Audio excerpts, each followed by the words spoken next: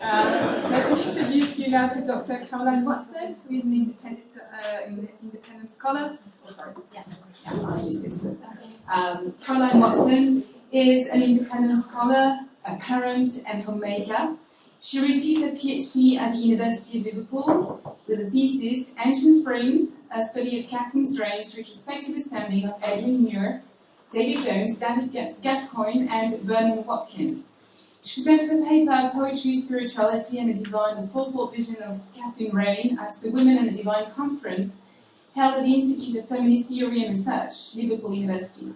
Her paper today is entitled Afternoon Tea with Kathleen Raine, the Sophia Perennis at Home, Parenting and Children's Learning in a Light of Imagination. Okay, just like to say thank you to all the organisers, because it's so wonderful. Thank you.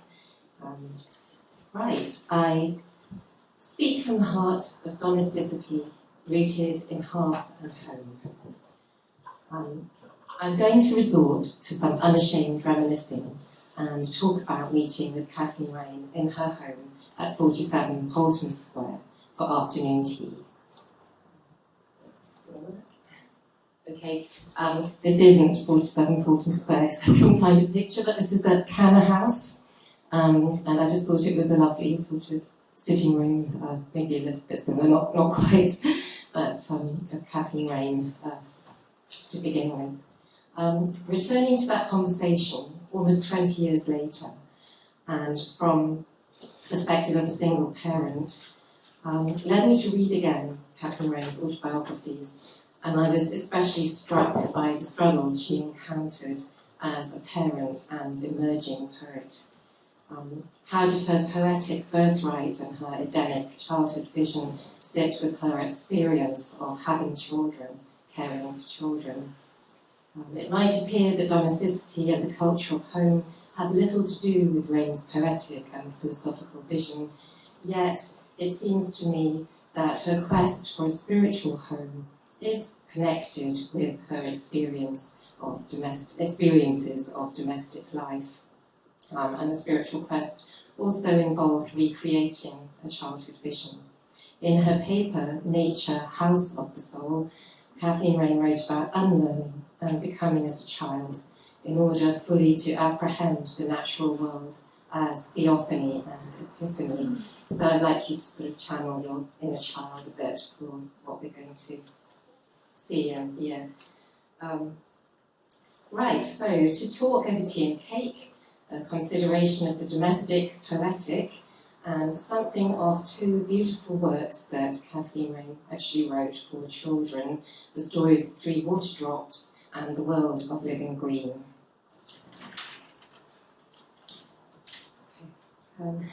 After corresponding with Kathleen Raine over about 3 years, she finally agreed to meet me, sending me this letter.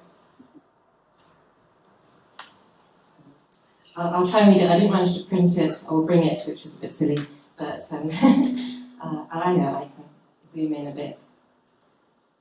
So, dear Caroline Watson, thank you for your letter about the work you are doing on the 4 poets you mentioned and on myself. All these have in common a spiritual vision, though otherwise they are very different and in no other sense can be grouped together, and I don't think knew one another. Though I know all of them, I knew all of them in various degrees. David Gascoigne was closest to me, Edwin Muir in a very different way. But the spiritual vision is the most significant thing, and Yeats himself admired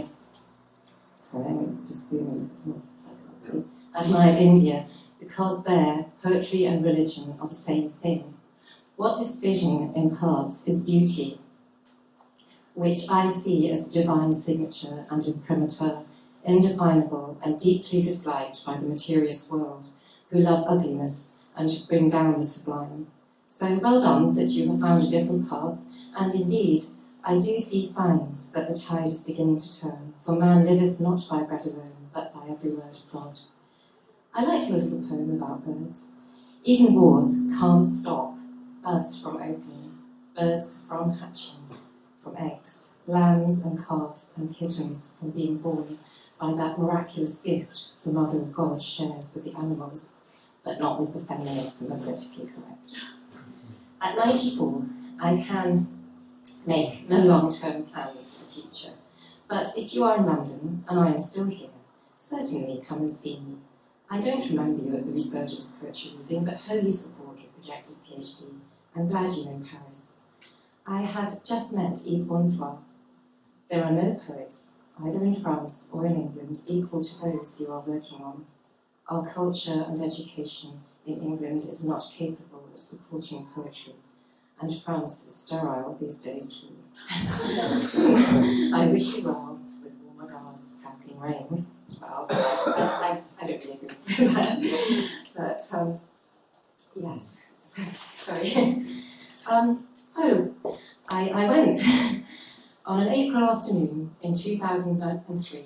I walked as if in a dream from South Kensington Tube Station to 47 Portland Square.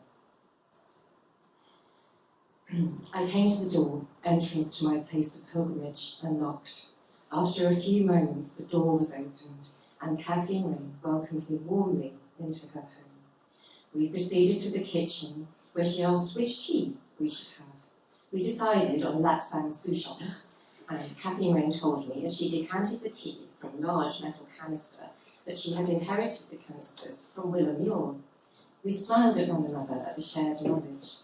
A fruit cake was produced, which, Kathleen told me, she had baked herself, all organic ingredients. There was a sense of ceremony, deliberation, peace, reminiscent of the tea ceremony I had been studying in Japan while living and teaching English there a few years previously, the sacred and the domestic interwoven. We moved from the kitchen to her sitting room come study, me carrying the tray. Kathleen sat in an armchair near the window before the fire, embers still glowing in the grate. I sat on a chair at the other side of a small table upon which I had been directed to place the tray. I poured the tea and cut the cake. Daisy Bell appeared somewhere near to me. I stroked her, receiving a warning. Be careful, she bites. It was not only the presence of Kathleen Raine herself which deeply touched and remained with me, but the room. Described by another visitor as an aesthete's room, but I think it's more than that, it breathed an atmosphere of living culture, a room of books and art, the actually known and loved. In an interview with Naeem Atala, Kathleen Raine talked about this special quality of home. I look in at the windows in Portland Square and can see nothing in the house that makes one feel, I'd love to be in that room. What a wonderful room. David Jones's room had all sorts of things, a spoon that had belonged to his mother, a general muddle of pencils and boxes, and a lovely chalice that he put flowers in. It was a room that scintillated with life.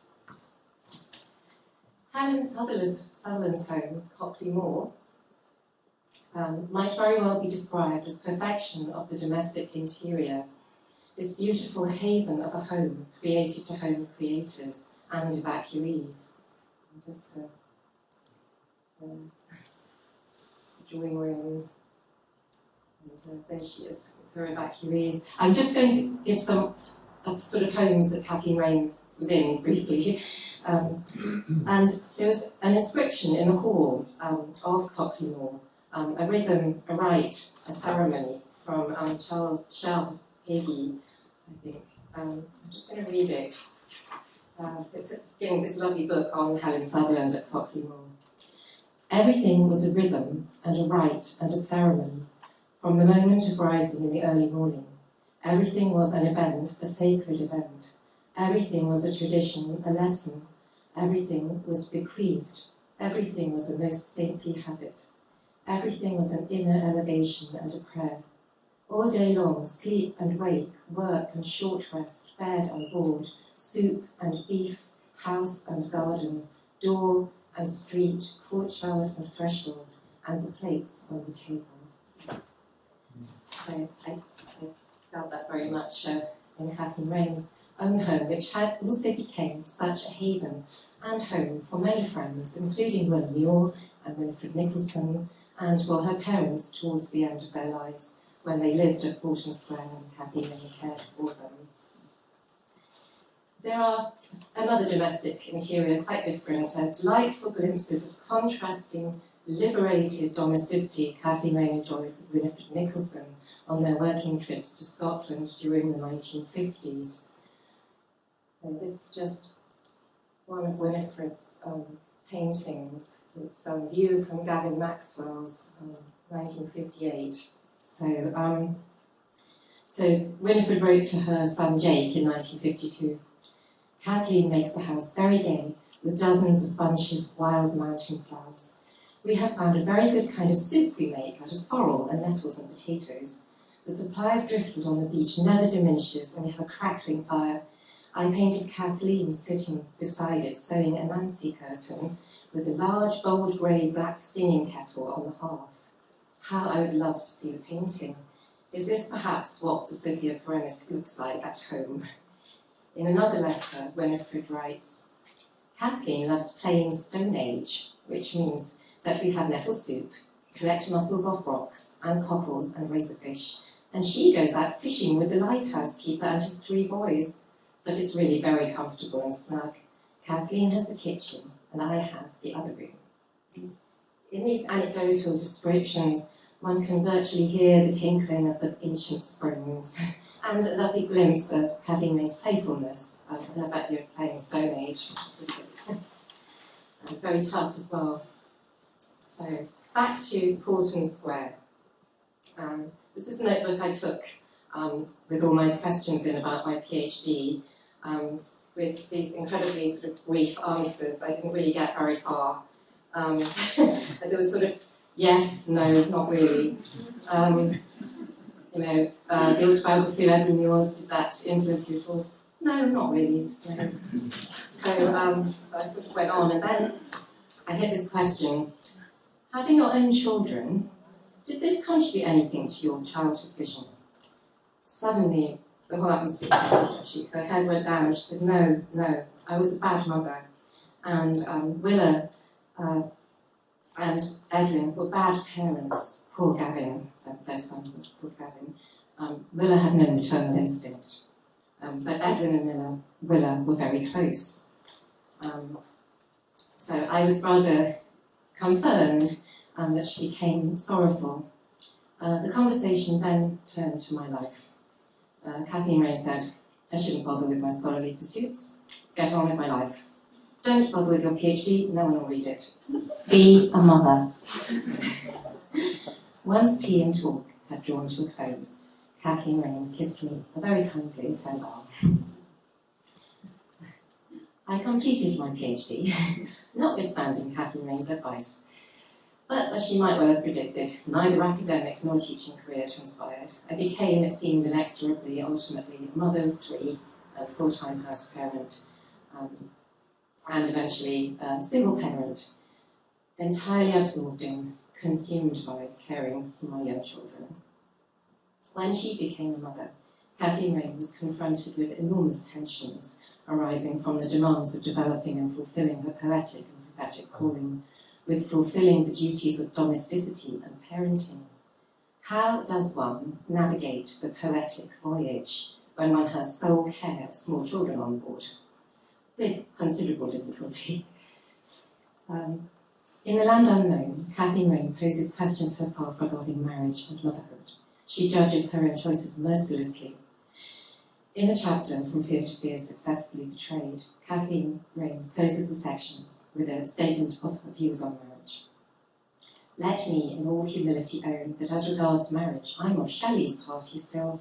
Neither the maintenance of social order nor the natural claims of the family have ever seemed to me of the same order of value or of reality as the soul's pilgrimage. Whether the pilgrim be poet or no, heaven knows what moments of nostalgia I have had for that sweet, lost paradise of the love between man and woman. The natural bonds of the family, but of those relationships, as it has proved, I was incapable. Having said all, I cannot justify, but only affirm my destiny." It's tough stuff. And then from a somnambulist, "Had I no sense of the responsibilities I had incurred by marriage to Charles, by our children? I had not. As between those duties, which many will say were plainly those that ought to come before all else, and the duties which I inwardly still knew I had betrayed before all this tangle began. There was never for me any question. I had understood somnambulist to refer to Kathleen Raine's living in Charles's dream, the sleepwalker unaware of one's actions, but this was also the time of giving birth to her 2 children, when perhaps she felt smothered by motherhood.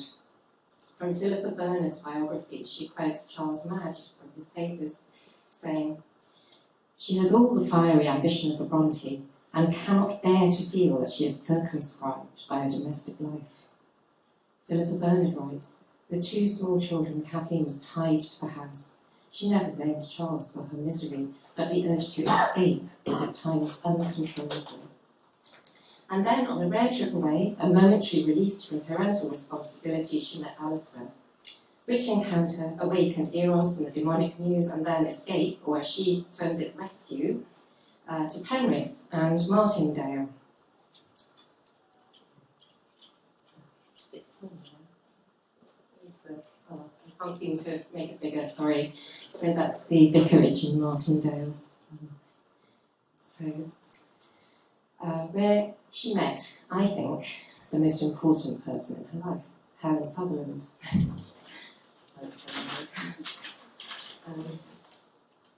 Only with Helen Sutherland's help could Kathleen Raine make her way as an independent woman, become a poet. We also find the telling statement concerning housework. Once Kathleen Raine was at Martindale.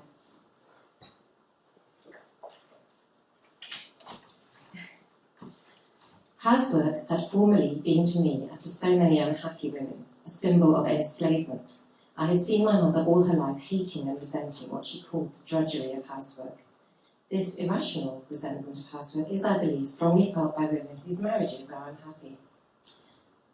There is, at the same time, a compulsion to perform the tasks of enslavement. To leave the furniture undusted might be the first act of freedom. My upbringing had strongly impressed on me the sense that there is some moral virtue attached to the performance of menial tasks, whereas it is selfish to perform tasks not menial, as if my mother was still accusing me of leaving her to drudgery. When at Martindale, I had to sweep and clean once more. I had a momentary return to the old fear of loss of identity, as if the jaws of Ilford yawned to swallow me back. One day, soon after I'd gone to Martindale, I was scrubbing the stone flags of the larder on my hands and knees, weighed down by this sense of pursuit. I felt that circumstances were robbing me of my identity, so precarious still as a poet, or as whatever it was I hoped to become. Suddenly, as with the shifting of a gestalt, I realised that I was the same person, whether scrubbing a floor or writing a poem, that my dignity of being was in no way dependent upon the role which I had at any moment to assume, for all such roles are merely that, and the person free of them all. I became from that moment free of the act, and I've never from that day minded any form of necessary work. Perhaps I have minded too little. To me, housework and the like has not been so much a burden as a subtle form of sloth, a temptation to put the less before the more important task. It is all too easy, especially for women, to put the less essential physical task before the more essential intangible work. Thus it was that for so many years before I permitted myself to write a poem, I would feel compelled to complete all my domestic tasks, even down to darning the last pair of children's socks in my work basket. So, incredible really. But here is a vital insight into the complexities of the domestic and the creative. What chimes most clearly to me is Kathleen Raine's toughness, both mental and physical. And while she was able at that time to feel reconciled with domestic tasks, her verdict on her mothering is severe. Lost my place. Oh, I'm so sorry, I lost my place.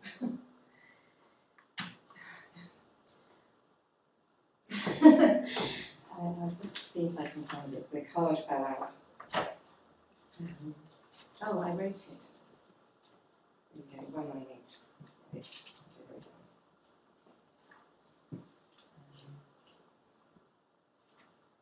Oh, okay, sorry, found it.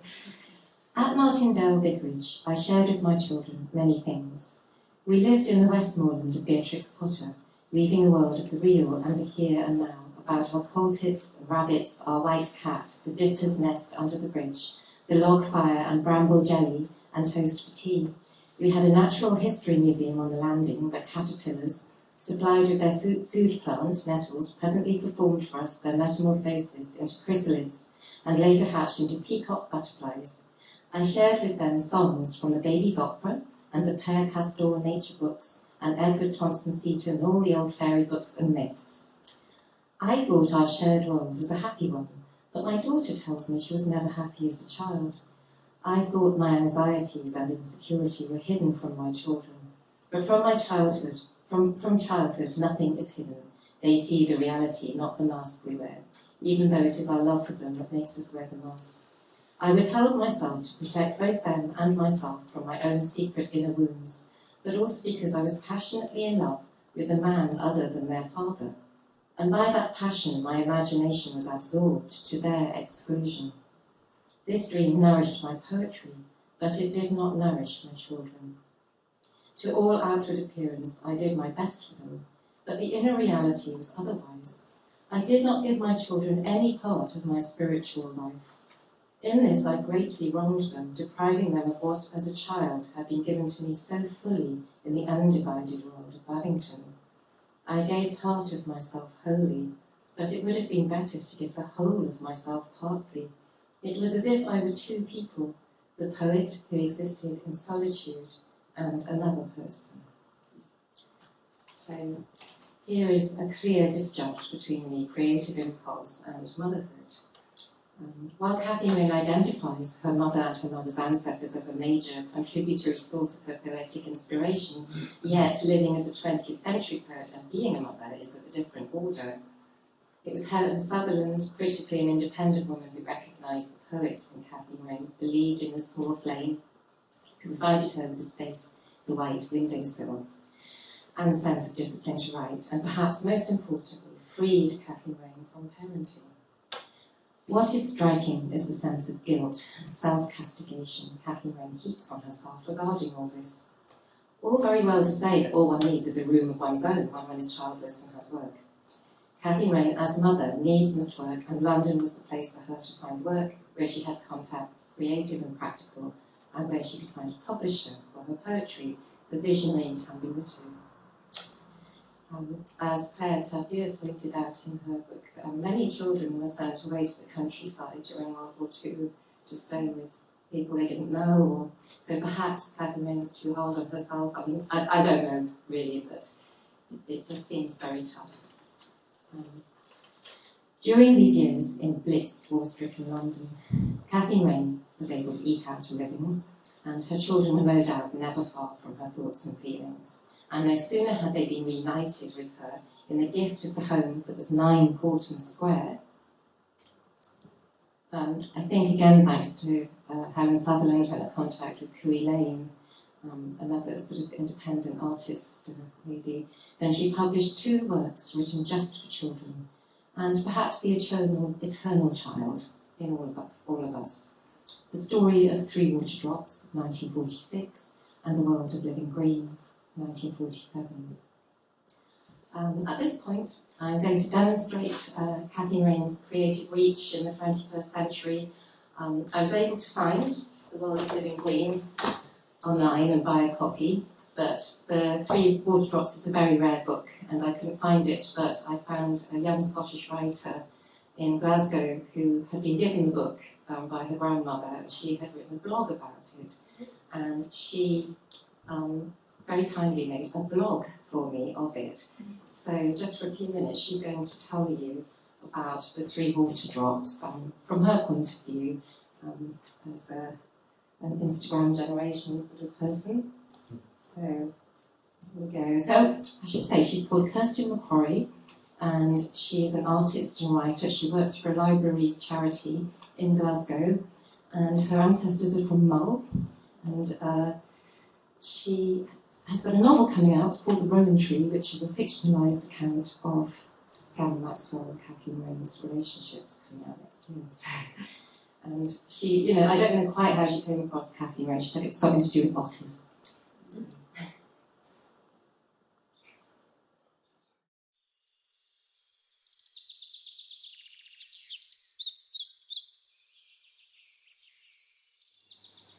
3 reasons why Kathleen Raine's The Story of 3 Water Drops is a Christmas classic. Number 1. The book is beautiful, inside and out. Published 76 years ago, in 1946, The Story of 3 Water Drops was written well before Kathleen Raine became internationally renowned as a world-leading William Blake expert. Yet the first of her 2 children's books bears many beautiful Blakean influences. The story is as simple as it is profound, narrating the fable-like adventures of 3 sibling water drops whose home was in the great ocean. And the book was also delicately illustrated by Sir Francis Rose. From a watercolour cover as fluid and lyrical as the tale itself, to painted scenes throughout, like eldest droplet Indigo diving in search of a literal pearl of wisdom, we can see exquisite echoes of Blake's own creations in Rose's work. Just looking at them, I'm reading the wonderful words that flow alongside. Sometimes they all joined hands in the waves and danced in the sunshine, and in the moonshine, and in the starshine. Sometimes, when all the winds were still and the whole world hung quiet like a cradle in the sky, all the millions and millions of water drops would go to sleep and dream away whole days and months and years and centuries. But then, as they never got any older, that did not matter, for there were always hundreds of years to play when they woke up again. It leaves little doubt that the seeds of Kathleen's academic brilliance were already taking root. And speaking of seeds, number 2, art and science combine. Surprisingly, Kathleen read natural sciences as an undergraduate rather than English. I had that much good sense, she later joked. And she would be immensely proud decades afterwards when her beloved granddaughter Sonia became a botanist, as well as taking them on a magical, mythical adventure. 3 water drops can teach children some elementary scientific principles, without them even realising it. One of the sweetest scenes occurs when Limber, the middle child droplet who has a thirst for adventure, is absorbed into the sky. And indeed, when Limber let go of his ladder of sunbeam, he found that he could fly quite beautifully. But when he looked round for the other water drops who had set off with him to climb the ladders of sunbeam, where were they? He could see no one. Nothing in the whole blue sky except the golden sun shining down, and the blue sea far below him, where Indigo and Violet were still looking up at him and waving their hands to him. Limber suddenly felt afraid. "Where are you? Where are you, water drops?" he called. And to his great joy, hundreds of little voices answered, "Here I am! Here I am!" "But I can't see you," called Limber. "We can't see you either," they answered. "We're all invisible." They had all turned into water vapour and were flying about in the air quite invisible. Like the best make-believe, there is truth at the heart of each water drop's experience, and the wind, sea, sun and snow all provide unforgettable elemental characters. Whether reading the book today or during the days of rationing, children discover something of how the world works, with just enough enchantment to know that they are never alone in nature. Number 3. It's a timeless tale of wisdom, adventure and love. To me, the purity of 3 water drops is unsurpassed more than 75 years after its creation. Vita Sackville-West later described Kathleen's poems as like drops of water, self-contained and sometimes iridescent with the elusive colours of mysticism, and that glittering spiritual simplicity ripples through this story too. The 3 water drops love each other deeply, and the best part of any escapade is always returning home to share the delight with their beloved brothers and sisters. Violet, the little girl droplet, enjoys an especially moving journey to discover the true meaning of Christmas, and it is crystal clear from her story that in a well-balanced world, kindness is rewarded.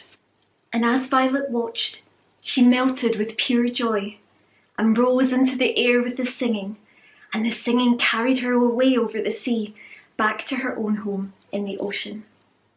In conclusion, I'm certain that the story of 3 water drops should be considered a Christmas classic. All that remains is to wrap up with the words of the author herself in Message from Home. Of all created things, the source is one, simple, single as love. Thank you.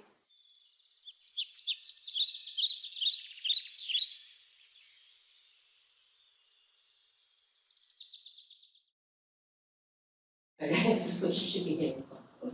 So, The World of Living Green is a different kind of work, not an imaginative fable, but a guide for the young lover of nature.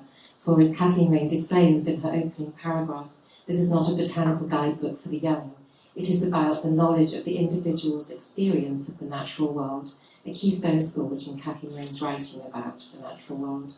A synthesis of the observational and the operation of the imagination, and more than this, it is a work based on the principle of love for the natural world, human relationship with the natural world, more relevant now than ever, I think. Her vision, well ahead of her time, Kathleen Raine combines the knowledge of the scientist with the learning of the imagination, which is in some sense equated with love. This deep knowing, which is an immersion of the sensibility with the thing observed, as we've seen with the hyacinth. A book of lightly worn knowledge, each chapter is written with Kathleen Raine's lucid and flowing prose, and a certain humour and grace. Just from the chapter Flowers and Butterflies. There is a story by Hans Andersen called Little Ida's Flowers. Ida was a little girl, and her friend, the university student, used to tell her all sorts of delightful things about flowers.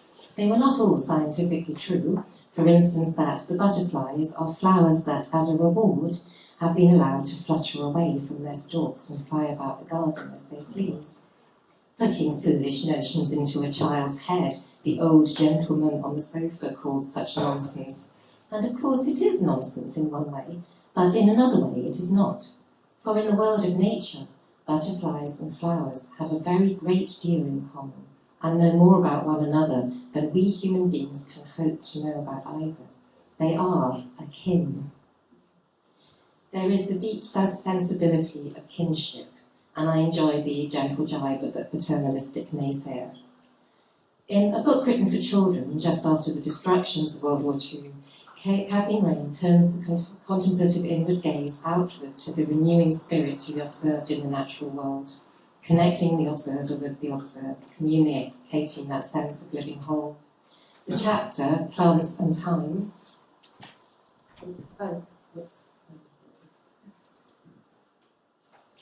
the chapter Plants and Time especially describes the interconnectedness of what we now call biodiversity.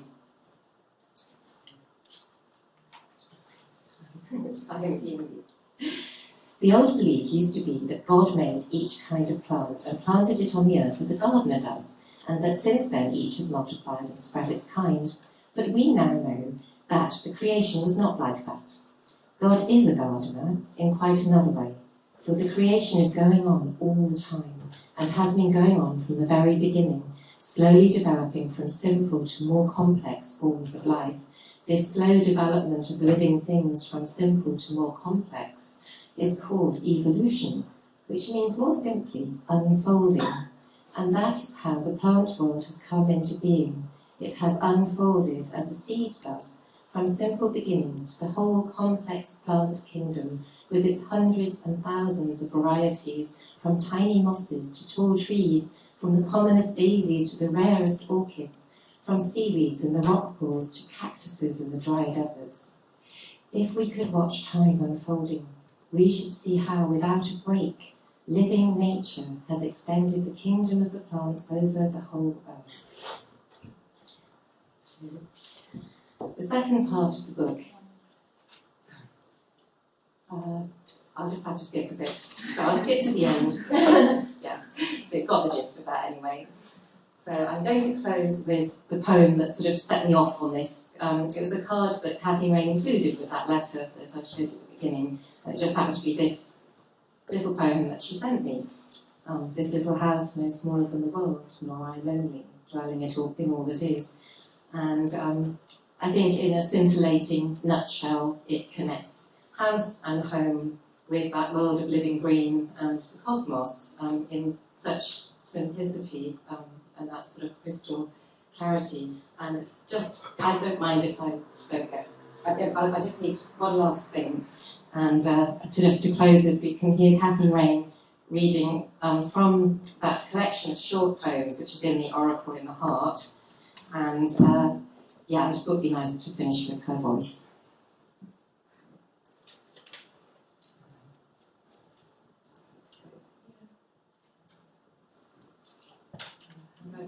These are a series of short poems.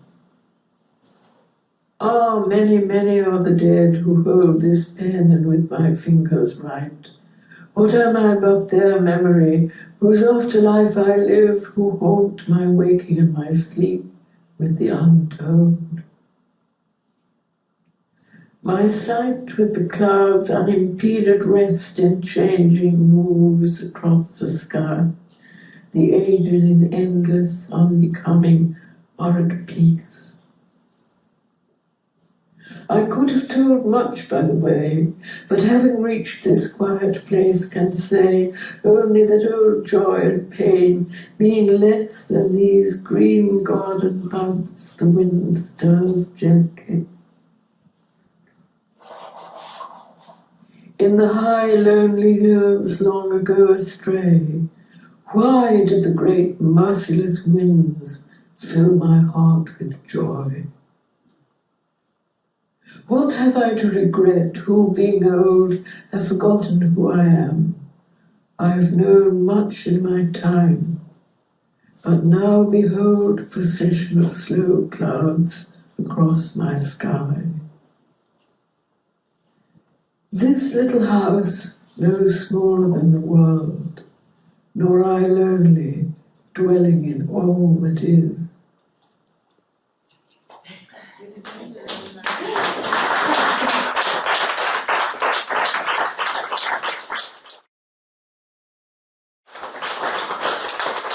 I'm really sorry I had to rush you. Your two papers were so fantastic that I'm sure there are lots of questions here. I have one, if I may. Actually, for both of you, for the two of you, because you both played an excerpt of Kathleen reading her own poetry, and I was interested in her voice, because in the extract you played, she had this, what I think is called a Northumbrian burr. She rolls the R's, which doesn't have in yours, and you met her, so you know how she speaks. I was wondering first if your students maybe mimicked the way she was reading with the accent, and whether you could comment on her voice and accent when you met her. I know it's quite far from what you were saying, but that's what I'm interested in, so I'm just being very selfish. Sorry.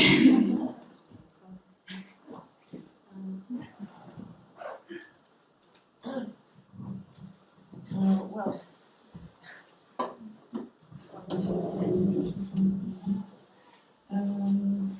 I didn't really notice any effort on this level, okay, in the recording of my students. So maybe it was because it was my fault. Maybe I should have insisted on this particular feature. But well, for the level of the students that I have, I don't think it was maybe yes something crucial. Okay, it was more important to work on the quality of the vowels so that we can understand what they were saying. So I'm sorry, but no, I didn't really work on that. Thank you. I just noticed the difference because I think your recording was when she was much younger, and the CD that I found, evidently she was much older. And what I hear, I mean, I don't know, is R key. So when someone says la, it's this very, very particular kind of pronunciation, and I think it's very evident in both, maybe slightly less in the older. It seemed more prominent to me in the younger version, which was really doing the land, not land, you know. So that's sort of Cambridge English, if you like.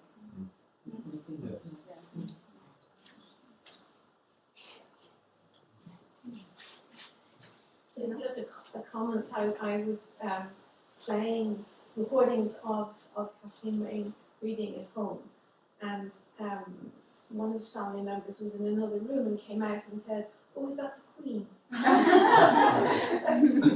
So I think that kind of confirms the ORP. Yeah. If there is an ORP-ness incarnate, surely it must be the Queen.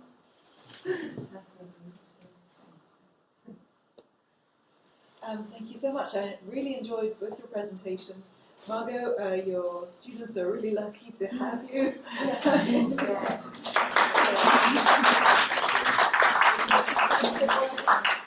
It's just amazing what happened. The whole experience was fantastic.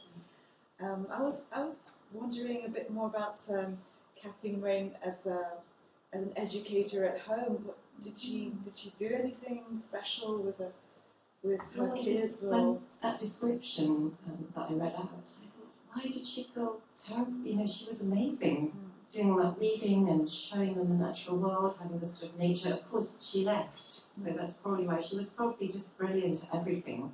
So she was evidently an amazing mother, but because she had to work, and she did have, obviously, the poetic Damon as well to live with. So, I mean, it's incredibly tough.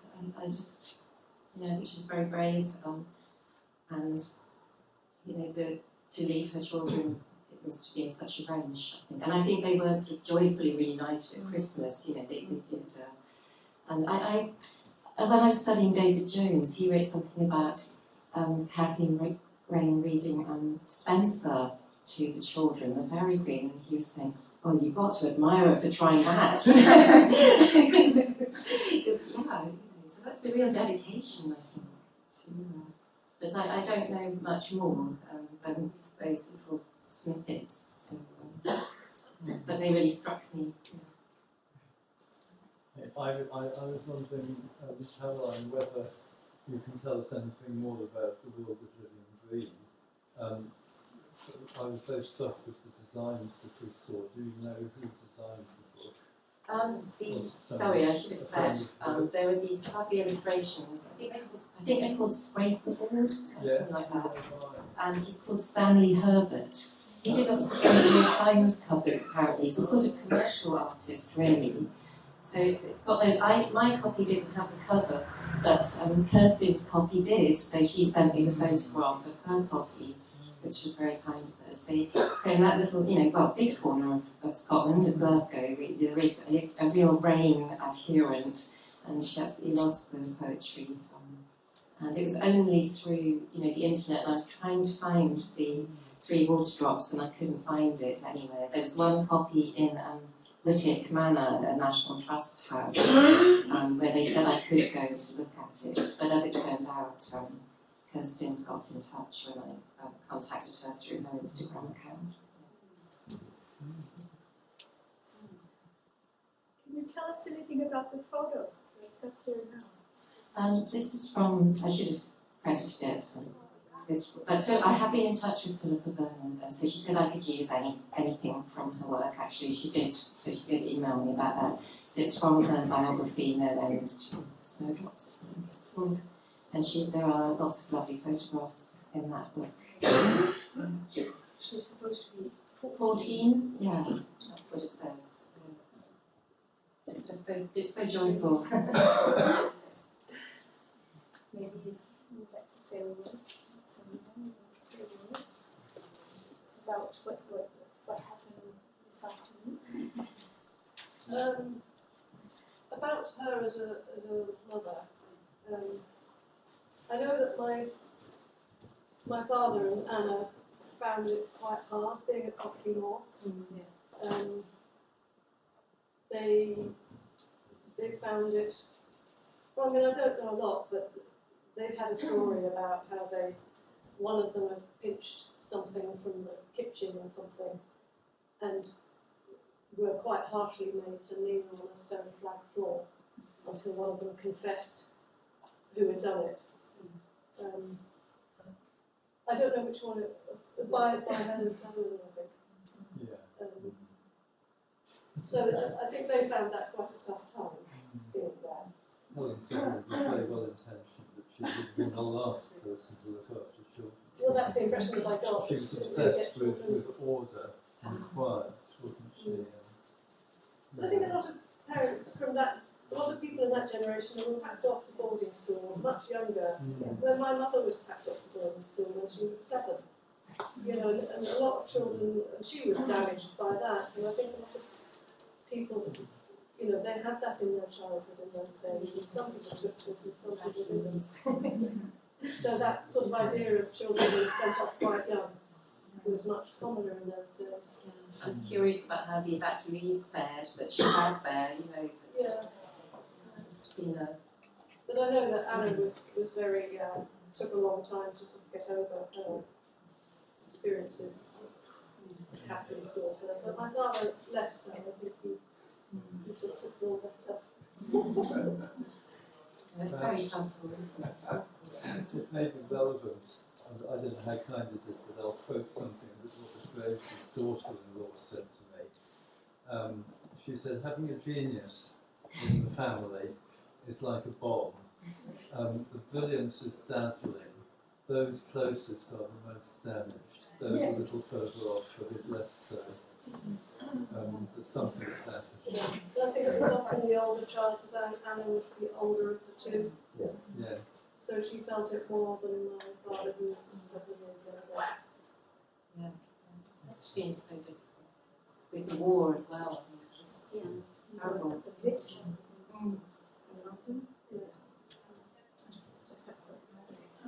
You read a text earlier saying that everything is like a ritual, everything is sacred.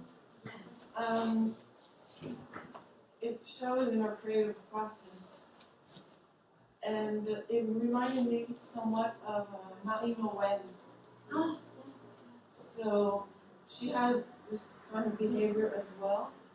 Something in the way she reads her poetry, even if it's in French, even her style, something of the character. Do you think there could be a comparison between Marie Noël and Kathleen Raine? And has there been a lot of work done? I don't, I mean, I've heard of Marie Noël, but I don't know very much about her. But, I'd just like to thank both of you because I felt both came together. I realised at the end how the two presentations were a lot about how the poems carry on being transmitted in one at school or one in the domestic environment. And it was just very nice to see how the rap and the different ways that the transmission, it's like seeds that carry on. It's very encouraging, finding first. And also the creativity that both of you had to kind of find the way to transmit something that was also I was very impressed about how you adapted and found a way so that the students would well, there was obviously a lot of sensitivity in finding a way so that they actually became poets and could write some, perhaps some with more or less difficulty.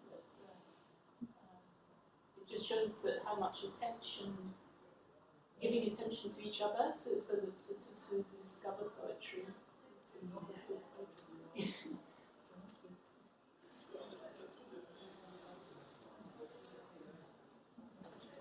Maybe just a final remark, because you asked me about the imitation. Yes, the imitation of maybe the reproducing of the accent, the pronunciation. So I was thinking about it.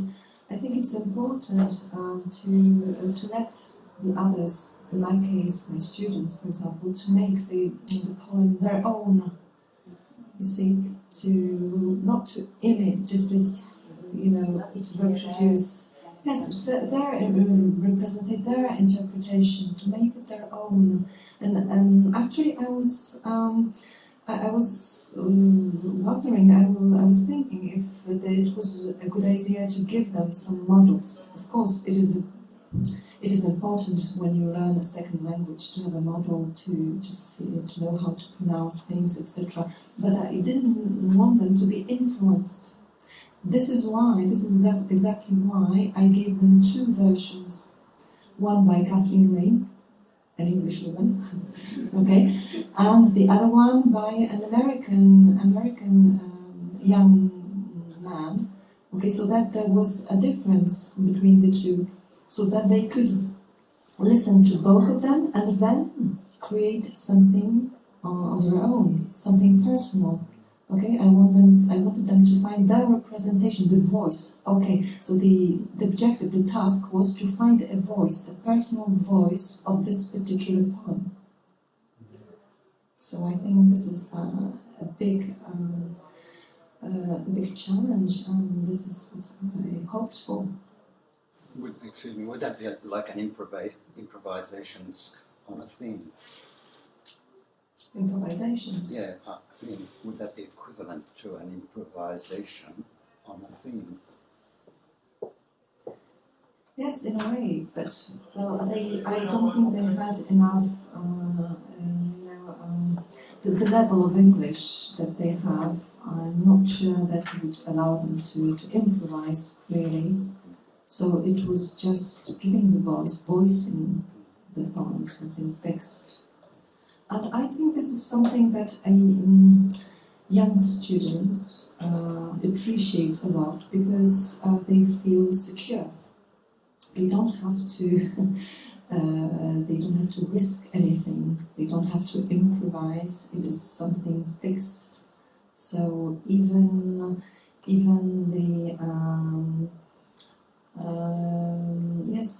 the weakest students, they enjoyed it because it was safe, just giving the voice to something that was written. I understand. Just the experience of reading the poem is already something that's very, and reading aloud. Just the simple experience of reading aloud the poem is very, for a student, must be important.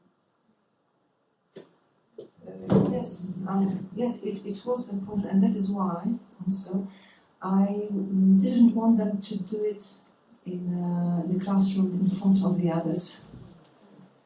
I wanted them to take time to do it